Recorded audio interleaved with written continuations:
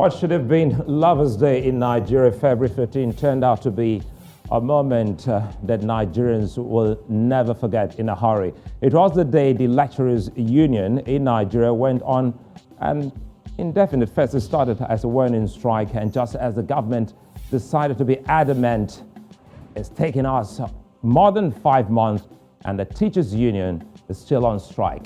But today, what they've done is to give us another 4 weeks of extension.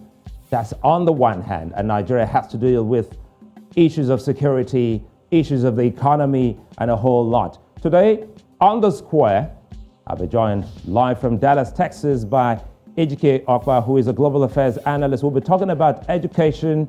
We'll also be looking at economy, politics, and see how governance is here in Nigeria. Welcome to the square. I'm Sulaiman.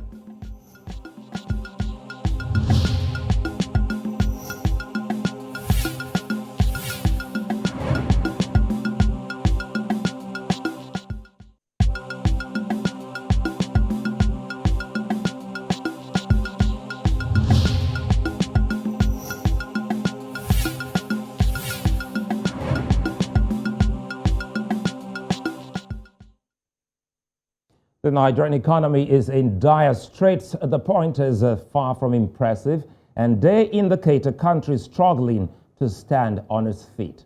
Now, the Minister of Finance, Budget and National Planning of the country announced that the current debt service cost outweighs the revenue. Now, this means Nigeria pays more on what it has borrowed than it makes.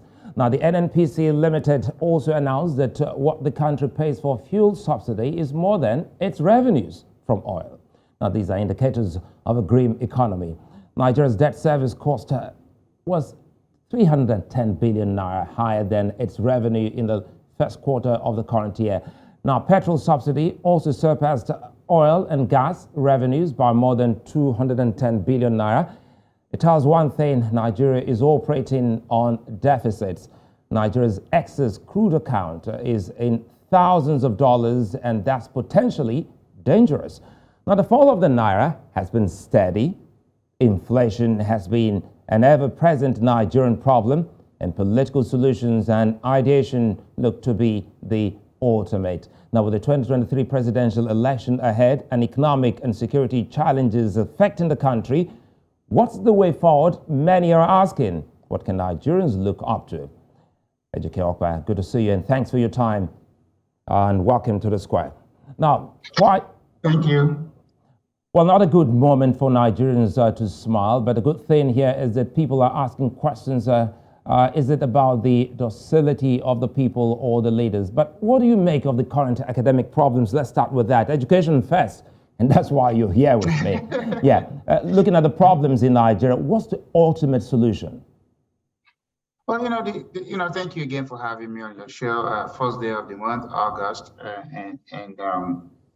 education. If you look at the original 13 states, the federal universities, at the time, those were really institutions of higher education. But until, when Obasanjo came in as head of state after Murtala Mohammed was assassinated, that was when he started slashing the educational budget. If you remember, that led to Ali Mongo riot. Ali at the time was the Minister of Education. So if you take, a back look, since 1976 to date, you've seen that budget for education has always been less than 2 or 3% of the federal budget. And I don't want to talk about GDP, because Nigerian GDP has nothing to do with the federal budget. And as a result of that, that's why you have seen, the incessant strikes, by ASU. The physical condition of most of these universities is very deplorable. I was in Enugu recently, and I visited University of Nigeria Enugu campus, as well as the teaching hospital, and I couldn't believe the condition that future generation or current generation of Nigerians are going through to get their education.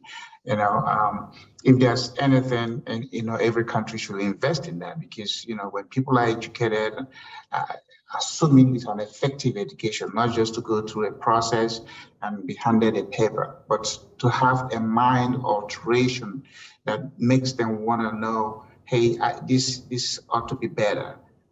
This has to give them an ability to think critically and then come up with a solution.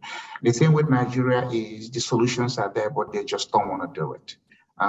There's nothing Nigeria is doing that other countries are not doing and getting a mileage out of it. Just that in the case of Nigeria, anytime you come up with something, they're going to tell you it's not going to work because it's to the best interest of those who are ruling the country that Nigeria doesn't work.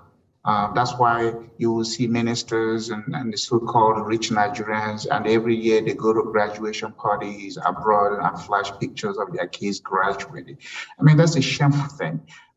In America, people from wealthy families, a lot of them don't go to school, they don't go to universities outside of where their families are. Let me jump in here, Ejike, because I think the good thing is that you've seen best of both worlds. You were in school, you went to college here, that's university education, before you left voluntarily to the United States. You've also been a part of the political processes in the United States. You ran for Congress. Now, what do you think Nigeria can learn in terms of human capital development indices? Because you just said, you used the word they know what to do, but they don't want to do it. So vis-a-vis, our education, our experiences in politics, how well can we latch onto some form of knowledge, even from the outside? Well, again, thank you for bringing that up. I did my NYSC. I'm a product of Nigerian University. At the time, I didn't think any other university in the world, could compare to what I got before I left. And I proved it, because when I came to America, I was able to use the 1+1 and ABC I learned in Nigeria to get into positions that most immigrants couldn't get into. But because my education was effective, I wasn't chasing a paper. I wanted to learn something, and I wanted to be able to be confident to express what I have learned. And America gave me the opportunity to do it. So the there I refer to is the Nigerians, the led and the leaders. The Nigerians oftentimes have this docile attitude, thinking that it is their leader that should come to them and give them solution. No, it's the other way around. It's the Nigerians that should tell their leaders, this is what we want. And if you're not going to do it, then either we're not going to vote for you or we're going to recall you. So this attitude of waiting for, the governors and the president, to come and tell them what to do is what is killing the country. And so if there's anything they have to do, it's not to begin to demand. Just look around where you live. These things you don't have to be a scientist to see that Nigeria is a depressing country. I mean, physically the landscaping is bad, the buildings are poorly built, the buildings are poorly maintained, the facilities don't exist. Like I said, University of Nigeria, the institution that carries the Nigerian brand, University of Nigeria, not University of Lagos, not University of Kaduna. This is University of Nigeria. It is such a deplorable, dilapidated place. And, the university is not even 100 years old. So what would it look like when it's 100 years old? So the Nigerians, the alumni, the people that have graduated from this place, if they actually think they know something, they should engage the leadership. But it's a federal university, it's a case where the president appoints the chancellor, and then they have a vice chancellor who comes from the faculty, who obviously have no clue how to run a university, just for the simple fact that he has a PhD and he's been on the faculty or the university puts him in. In America, the difference is, however, our university presidents oftentimes don't have to be part of the faculty. They are going to be businessmen or community leaders who are going to bring value into the universities. Then you still have your academic functions going on, but you have your leadership. Like, if Governor of Texas wants to appoint me to a university, they appoint me to what we call the Board of Trustees, Board of Regents. If it's a private university, it's called Board of Trustees. And these are people who bring value from the community, and not necessarily who has PhD. You look at Nigeria, just like you go to any government cabinet, they have more PhDs on, serving as commissioners to the governor or ministers to the president. But at the end of the day, the question has to be asked, what are these PhD people delivering to Nigeria, except their large ego and oftentimes emptiness, because they haven't provided any solution. They haven't engaged the president and Mr. President, this is what we need to do to avoid strike. And if you talk about, engaging people, I think now is the time, because Nigeria is getting ready. Two big countries on the continent are preparing for elections. In a few days, Kenya will be going to the polls, so Nigeria still got time to look at those aspiring for positions. What should the conversation be? By the way, what do you think of the candidates of some of these political parties? You want to put me on the spot? I like to use the phrase, the good, the bad, and the ugly. So you choose of all that category, who is the good, who is the bad, or the ugly. All these people are not new to Nigeria. Atiku was vice president of Obasanjo. Obasanjo called him a thief. Now people are being said he's a repentant thief, and I don't know when he repented. I don't know the process of his repentance. And then you look at Tinubu, who everybody knows, was involved in drug dealing, even though he has, he's never been indicted, but the records are there, and he was in Lagos. Let's look at Lagos. I think I'll need to jump in on this. When you say the records are there, expatiate. Well, the records are there about how Obasanjo didn't like his own vice president. Anybody can Google it. Anybody can see what Obasanjo said about Atiku. And even from his days as custom officer, director, whatever that title was, to where he became, I think Adamu governor, and then Obasanjo brought him in as vice president. The man has been a disaster. At the time, he could even come to the U.S. because of allegations tying him to now a congressman from Louisiana who is serving jail term, Congressman Jefferson. Atiku was involved in that case, but somehow a year or two ago, some people maneuvered and got him to America as if to say, hey, now he's clear to, he's free to go. And then you come to, what is his name, Tinubu, and the same stories is going on about, his involvement with drug peddling or drug peddlers. But you see, Nigerians are not people who are concerned about the brand. I'll let you stretch this. Just, sorry to butt in, I'll let you stretch this. So, for instance, the APC candidate now, you're talking about some of those talk of, drugs. Are they mere rumors that needs clearance from the political party about its candidates? Well, the records are there. Like I said, Illinois, the U.S. District Court in Illinois, those records are there. These are not imagined opinions. These are facts. But the thing is APC willing to do it? And then if they do, what are they going to do?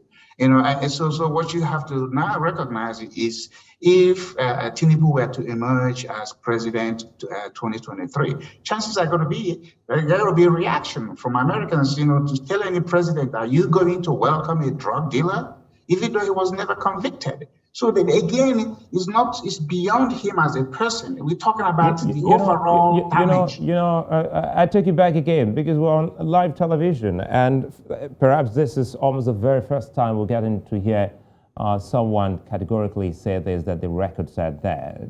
Speak more about the records are there. The records are there. You go to, he used to be in Chicago, and then that's where this whole charges were made. So anybody who wants to do it, you go there, you pay the records, it has not been sealed. It has not been, expunged from public record. It is there in the federal court. But the thing is, are Nigerians interested in that? They're not, because they want transaction.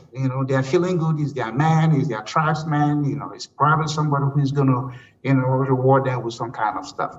But they forget the overall global damage that the country is suffering because of one individual whose brand is already tarnished. But let's go to when he was Lagos State governor. There's still the allegation that, he makes money, that the state pays him certain amount of stuff because of what he did when he was governor. But nobody has questioned it. Nobody has said, hey, okay, disbursement, what do we pay and who do we pay and why are we paying him? But again, it goes back to the Nigerian. The Nigerian has become a doormat. Who, what are the things you do to a doormat? It's either you step on the doormat or step over it.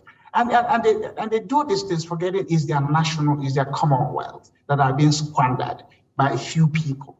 And it's okay, they just sweep it under the rug, God will take care of it. God is not going to make any special concessions for Nigerians. God is not going to come visit that country. I don't care how much screaming at Jesus they shout every day. It's not going to happen until the Nigerians take the responsibility to make their leaders responsive and okay. Now we seem Nigerians seem to have new entrants. Perhaps is that the same clamor? Does that amount to a third, a dark horse or a change in the status quo? Getting to see new candidates. For instance, for the first time in a national election, you get to hear the Labour Party and its candidate. Well, I mean, the Labour Party, again, that's what is his name, Peter Obi. Peter Obi was governor of Anambra State. Everybody talks about how wonderful he was. Peter Obi was a transaction governor. I'm yet to see what exactly in terms of legislation that he did to make Anambra governance a better thing. And then he single-handedly, now he talks about, the PDP denying him nomination, but he single-handedly picked Obiano, the former governor, to be governor to succeed him. And since Obiano has done his 8 years, remember the day Obiano was handing over, he was at the airport to try to flee, and EFCC got him. Since then, has Peter Obi ever said anything about his successor, who ran Anambra State like a petty cash operation? Has Peter Obi said anything?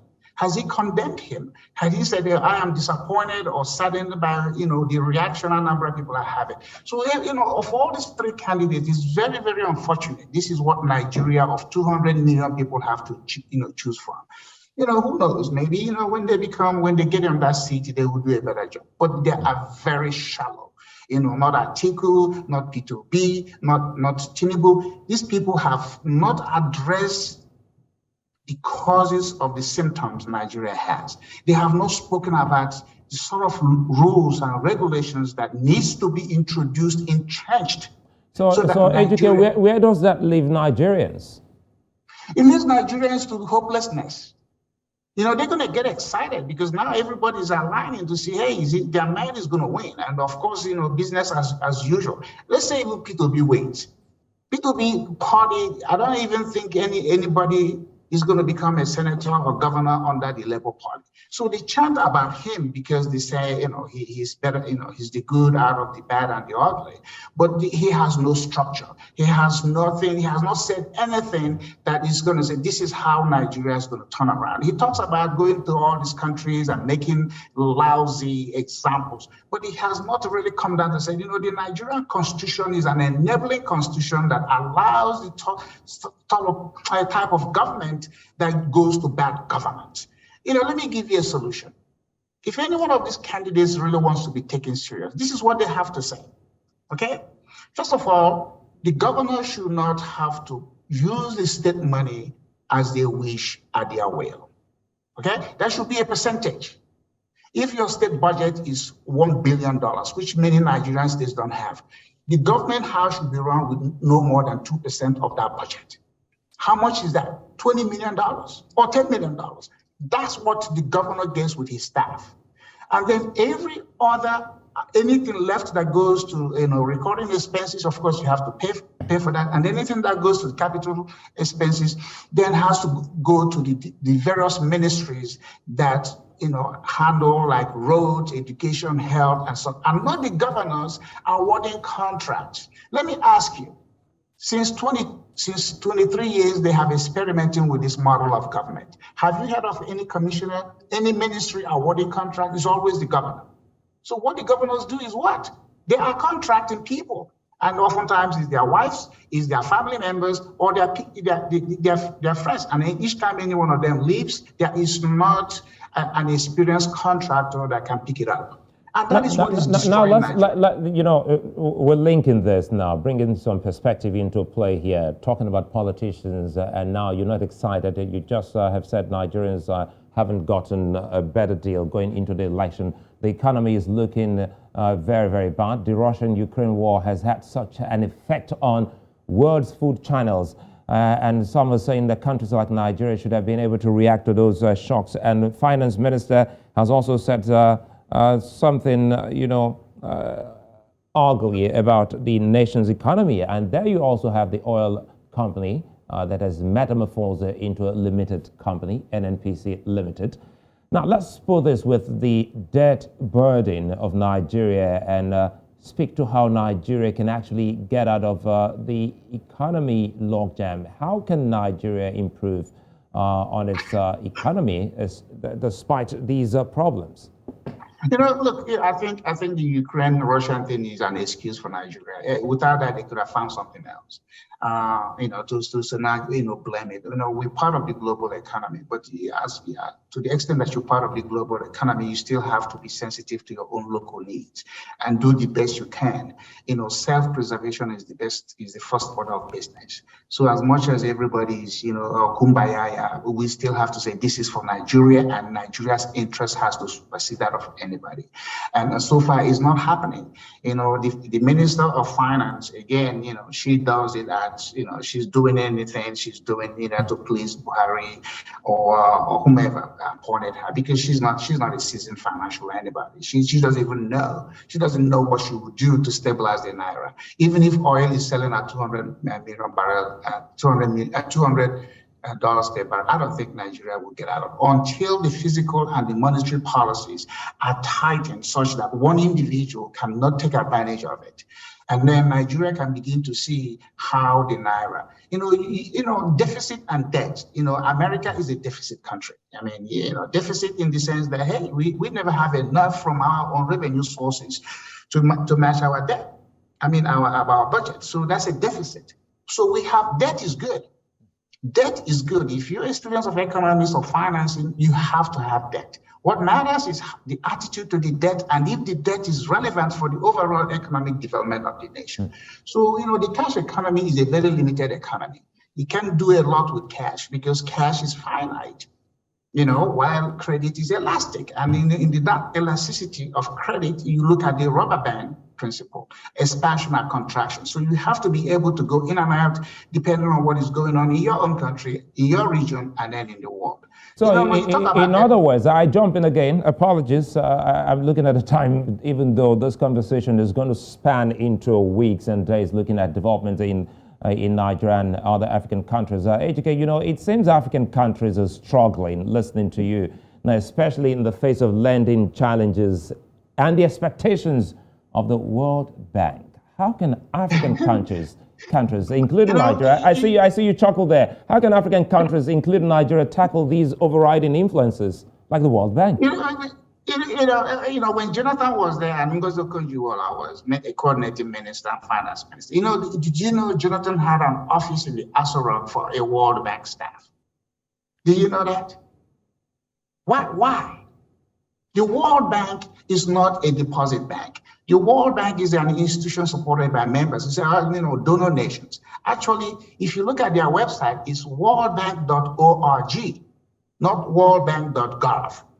Okay? So most Nigerians are oblivious to this, obvious facts.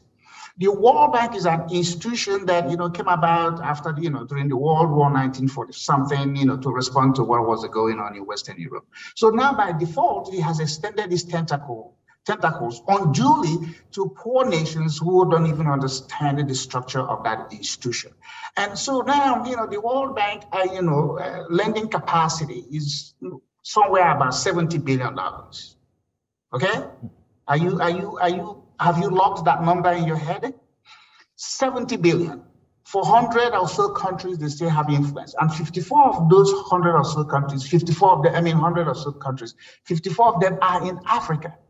So the World Bank is still existing because the African countries have not figured out how to be relevant to their own continent and relevant to their own individual nations. So they constantly go to the World Bank, and World Bank keep making loans to them. And the World Bank should not make loans. If you want to really help these nations, become advisory or consulting, but not to where you are lending money and then you go into these countries and then you have undue influence and undue intrusion. Because anytime a World Bank staffer comes, the finance minister is frigid. They are afraid. In fact, even the president wants to go receive them at the airport. Is it the same influence? Ejike, again, is it the same? We that live in America, we that live in America, we don't even consider the World Bank. They don't even testify when it comes to issues affecting American economic or financial issues. Let me drop this here, Ejike. Is it the same influence the 54 African countries are experiencing with the AFDB? Well, the African Development Bank, again, is a subscription bank. It's not a deposit bank. It's not a bank even listed on any stock exchange. So you can buy shares in any of these institutions. Again, the same model that World Bank uses, that ADB uses. They go all over the world, begging, getting some money, and they turn around, and then, they lend it to African countries at terms over what they borrowed it from, and then they act like, this Father Christmas or Daniel come to justice. By now, any relevant nation should be able to generate its own internal resources and borrow directly. You don't need a middleman in terms of World Bank then or African let's see if we can close on this. Let's see, in all of these, you've talked about the kind of politicians and leadership, that function with Nigeria has. How can this be surmounted? How can the education, the economy, all be fixed in the days ahead? Look, Sulaiman, let me tell you, I've said this many times, whomever put in the Bible that no prophet has honor in their village, look at the black race to do that. Because other races listen to themselves, they seek solution from themselves before they go anywhere. Nigerians don't pay attention to their own people who are knowledgeable, who are experienced, who can actually say, come on, we are in this together. Let's go make this difference. If I was a white man, trust me, people will be coming to me begging me to come. But because I'm a Nigerian, Ejike, the boy who grew up in Enugu, that is what white people take advantage of. We don't respect our own. We don't think our own is capable of bringing solution. I have lived in America for as long as I have lived. I have done things. I have run for office. I have sat on boards and commissions. I know how the system works. But do you think, since 1989, I've been making approaches to Nigerian government and say, hey, look, do this. Forget this World Bank and UNDP and all this other. This is what you can actually do to unleash your own potential and begin to support neighboring African countries so that you become an influential nation. No, they want to run to World Bank. I have studied in rooms where they're, with some of them are dozing off because they just flew in on a Friday, and then Monday they're sitting in a meeting, and Tuesday they have to go back. What can you possibly do? And then they talk about the PhD they have. A lot of these PhDs have no intellectual exercise to get them. It's just, they just have it, and then some naive, like Obasanjo, president will just, who gets mesmerized when they see a PhD, and they boom, boom, they are pointing the person. They really don't interview them and say, what are you going to do differently? You remember Magnus Bako? Magnus Bako, who was economic advisor to, what is his name, Obasanjo? What did he do? He ended up being a coordinator for poverty alleviation. Since he was alleviating poverty, has the poverty gotten alleviated?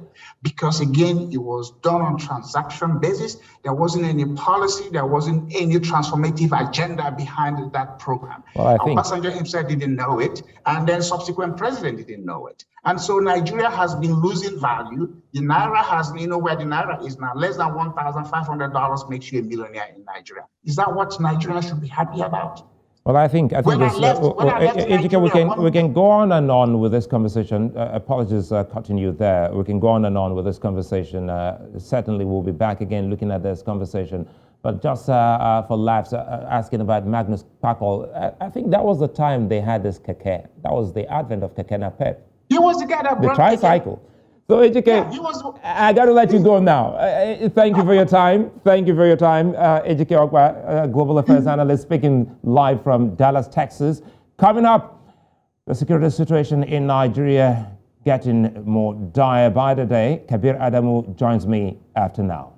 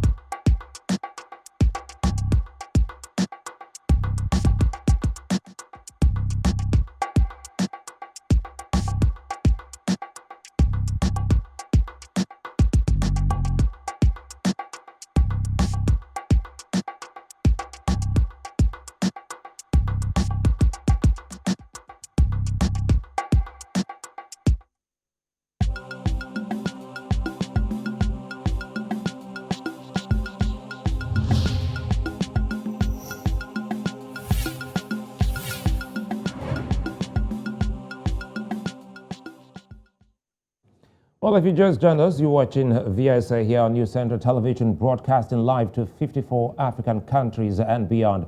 We're looking at security in Nigeria as the country is facing a difficult period as armed non-state actors continue to perpetrate some of the worst forms of evil in the country. The Russia and Ukraine war has been a major source of commodity inflation and prices. And a few others, like the fatalities in the first 2 quarters of the year 2022, were more than what was recorded last year. Abductions in the country have also increased in the last 1 year, while incidents of violence have also heightened. Most states in the country have had to face a form of political violence or the other, as various regions continue to struggle.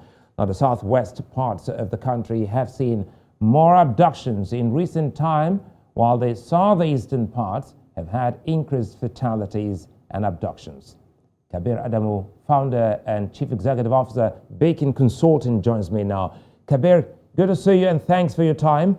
And we've seen that fine but disheartening document by your by your company. Now, let's start opening them page by page. But first, how can the security situation in Nigeria be improved upon before we delve into your findings in the last 6 months?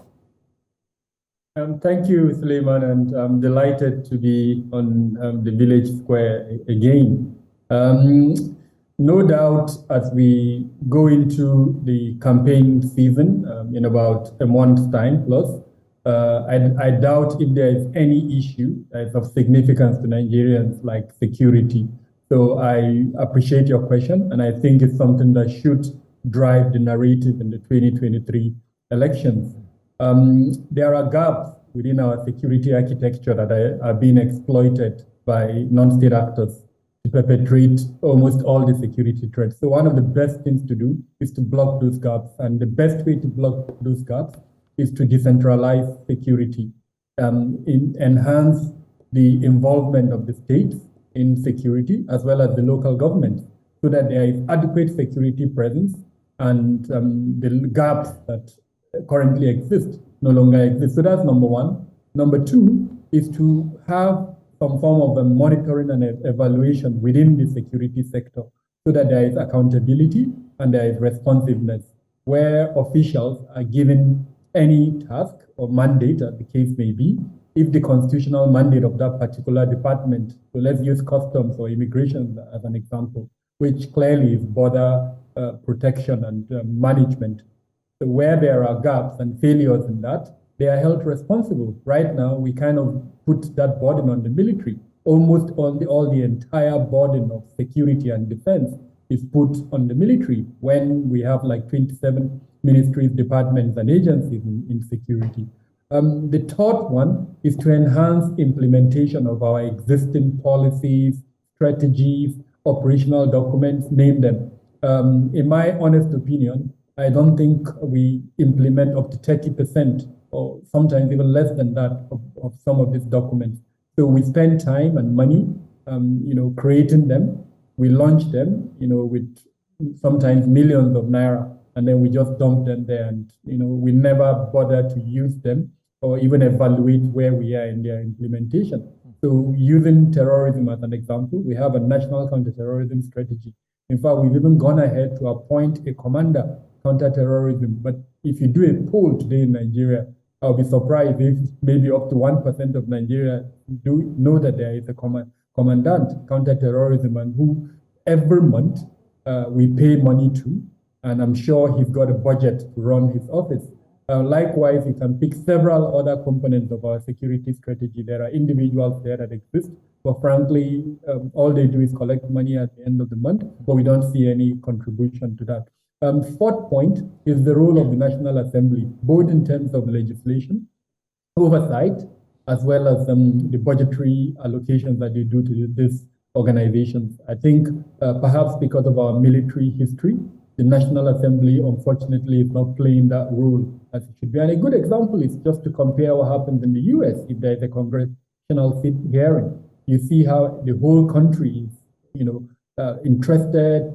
Everybody is nervous because of the outcome of that congressional hearing. In Nigeria, if there's a congressional hearing, it's just like an everyday occurrence. Nobody bothers, even the outcomes are rarely implemented. So we need to strengthen the capacity of the National Assembly, both in terms of the three functions that I've mentioned. And then lastly, the involvement of citizens. Most times we don't realize that we have a role. And by citizens, I mean we as individuals, family members, and then communities. These persons who perpetrate these crimes are not ghosts. They come from within us. And so if we play our role, either in terms of shaping values for our children, or even in terms of contributing to the security department by reporting what we see, then perhaps we reduce this. So these are some of the things that I think we can do to manage the current security challenges in the country. I decided to allow you, go through all of that and give us a summary of that document from Beacon. But again, for the first time in a long time, we saw that your organization is also speaking and also sensitizing the continent by going into the social space.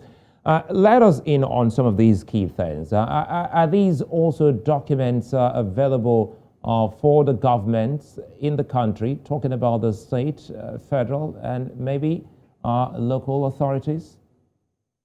Yes, they are. And the objective of what we do is to create awareness and to show that when you use metrics, you can better utilize your resources.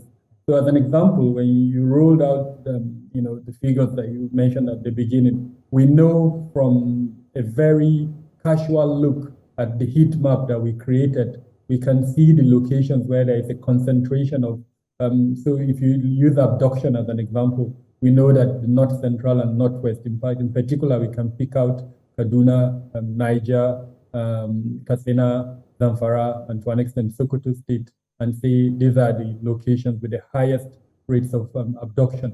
The question is, how do you mitigate abduction?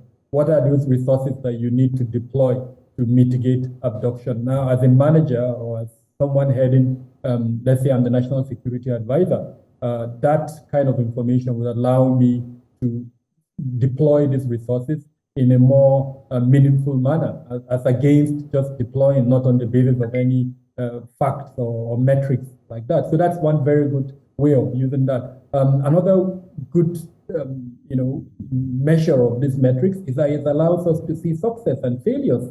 So we're able to see clearly why the Southwest, as an example, has the lowest rate of all the security elements that we monitor.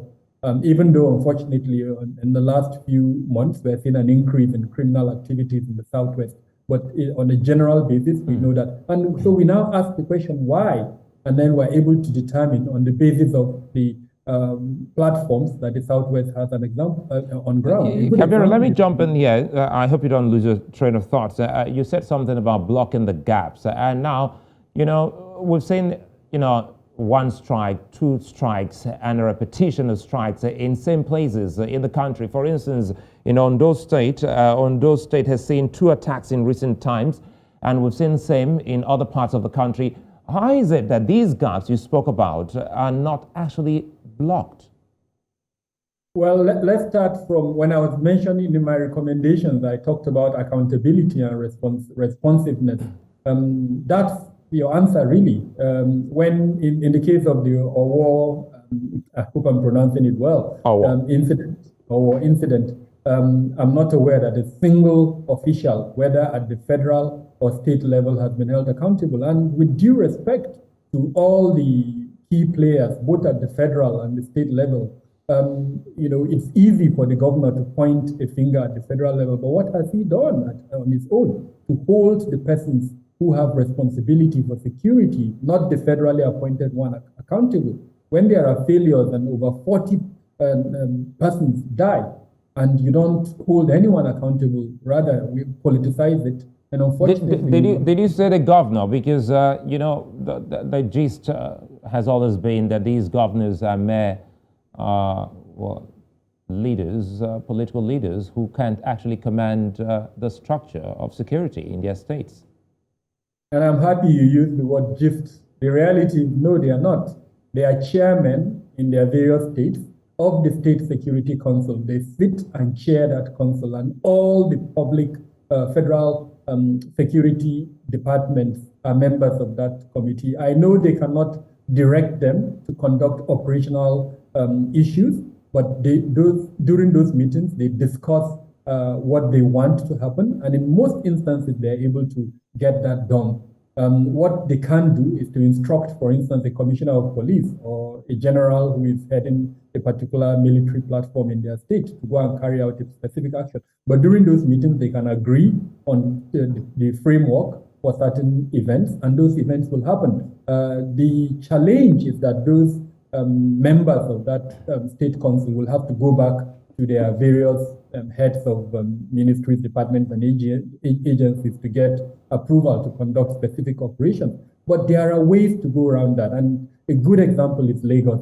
Lagos, like I would always say, has a model that all states can emulate. What Lagos did is to set up a security trust fund. And that trust fund is being managed like a private organization. It's transparent. You are able to know, for instance, how much it generated, what it used that money for. There is no other state. There are other states that have trust funds, but they don't manage them as transparently as Lagos is managing its own. And what are we seeing in terms of the effect of what Lagos has done? You are seeing better equipped security personnel. You are seeing responsiveness in terms of when issues come up, how these security organizations. So yes, it's a subtle way of managing this, constitutional lacuna.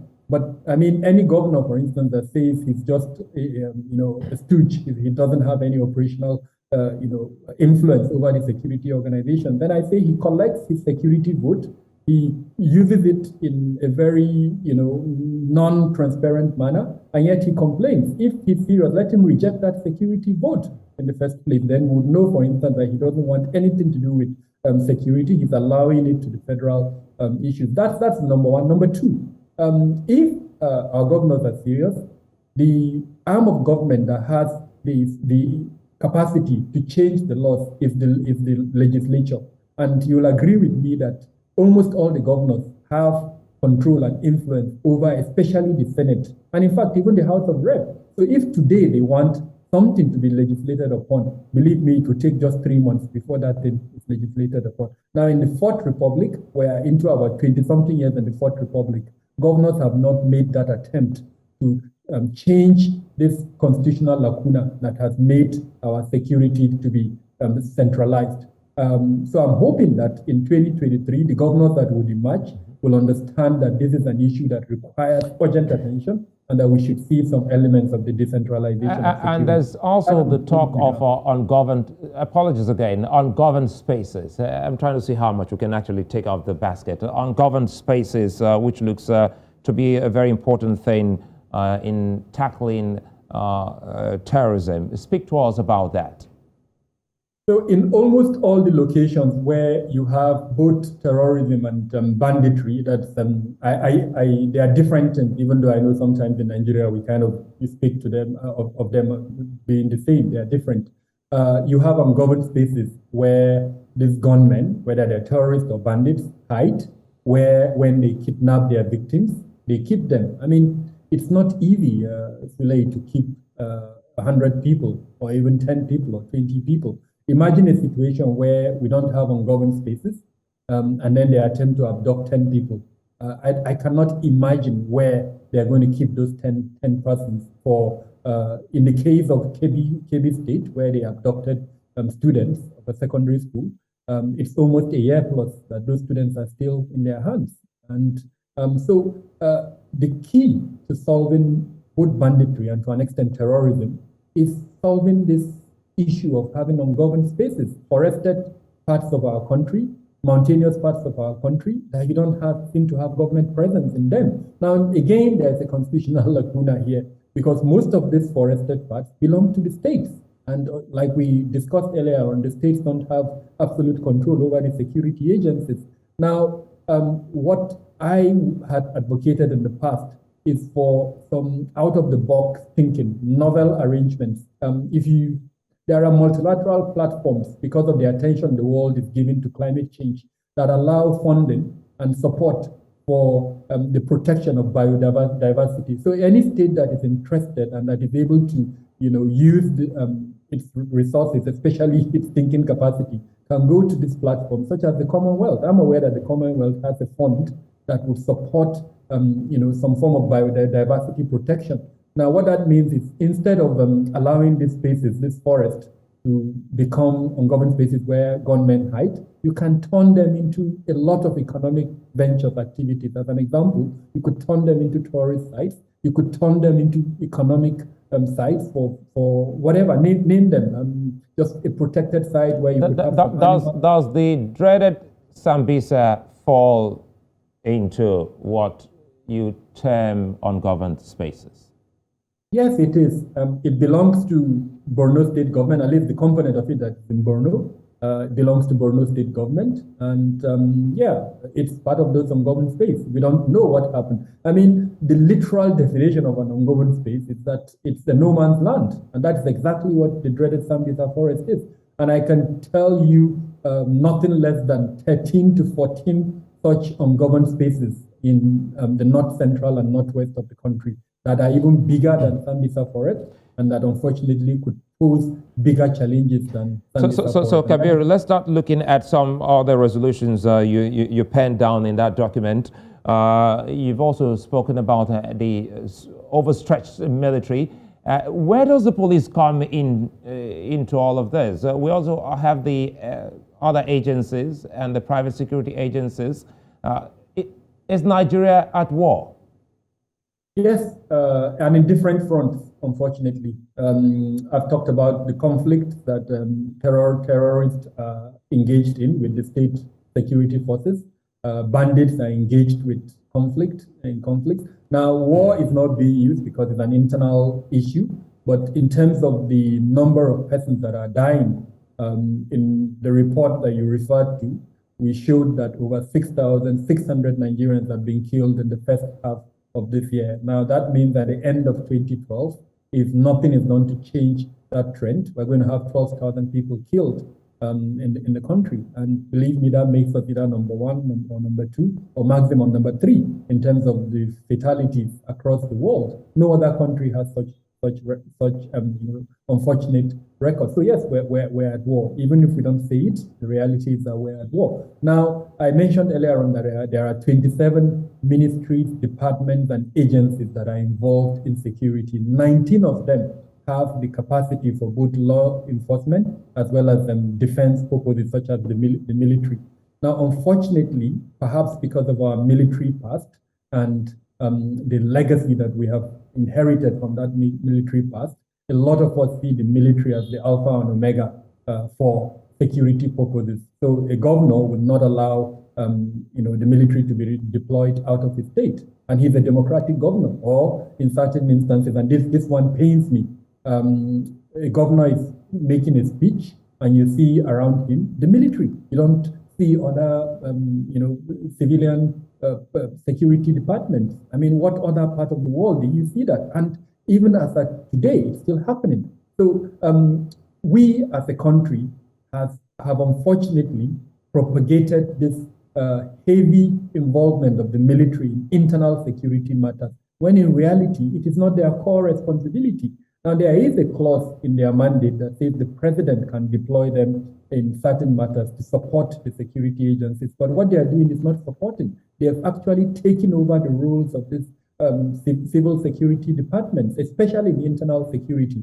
The last time we were briefed by the Chief of Defense Staff, he told us that the military was deployed in 36 states of the Federation. If you add Abuja, where the presidential guards are, that means the military is deployed in 36 states and the FCT. And for a service that is boasting a strength of about 120, out of which probably only 70,000 or thereabout, have capacity for operational, deployment, it is clearly stretched. And that is why earlier on I spoke about the gaps.